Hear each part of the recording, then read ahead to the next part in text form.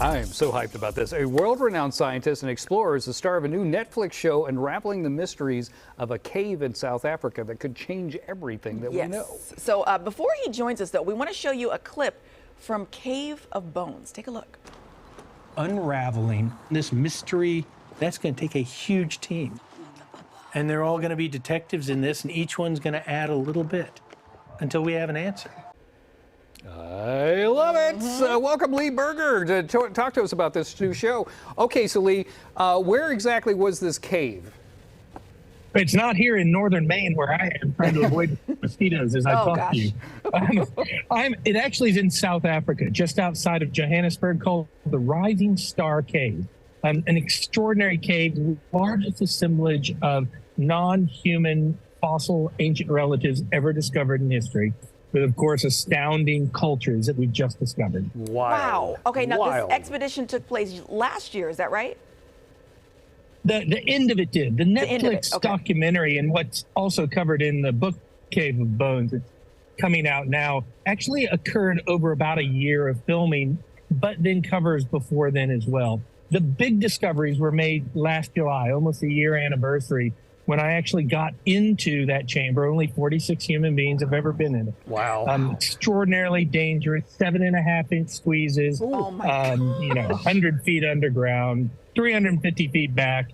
And I had to lose 55 pounds to get in there, but made extraordinary discoveries. Okay, so tell the folks what you guys found in there, because it does change things of how we thought that people were interacting back in the day.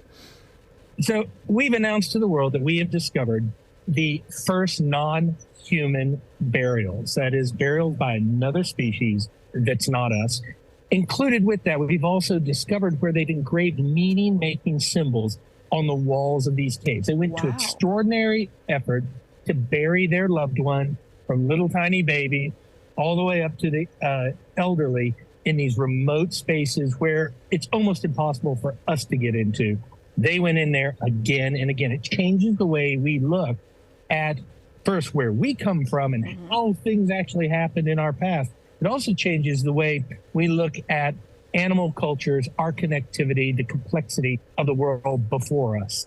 So anytime we find things out, like anthropologists find these kinds of things out, it affects the way we look at evolution, because you kind of put more pieces of the puzzle together. Is this changing anything about what we thought?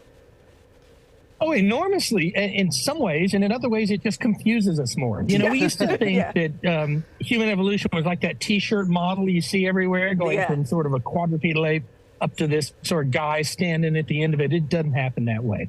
It is super complex. It's like a braided stream, if you imagine that, with introgressions, which is a fancy word for, having fun with each other as different species, share genes in the past, coming right down to the present. We're just the last remaining experiment. But what this does tell us is, and it's the hard thing to say, humans aren't exceptional. Other species with tiny brains, Homo naledi has a brain about a third the size of ours, slightly larger than chimpanzee. We're doing things we thought until this moment solely belonged to us. That is a big deal. That is a big deal. A big deal. Okay, so once you got into the tiny hole, you squeezed yourself in there. What was the first thing that tipped you off that we've got something special? Well, it was first, thank goodness I'm still alive and I have to get out of here. That was the first thing I thought. But then I started realizing that the space had been altered. You could see where they had moved rocks around, and some of our other explorers hadn't really noticed this. Then I looked at this passageway, this doorway between one burial chamber and another, and I noticed etchings and engravings on the wall. Extraordinary moment. This was perhaps the first time in all of human history someone has recognized engravings, meaning-making symbols, maybe art, of a non-human species. It's kind of our first contact. This is incredible. Lee, you are so interesting. Can people follow you on social media?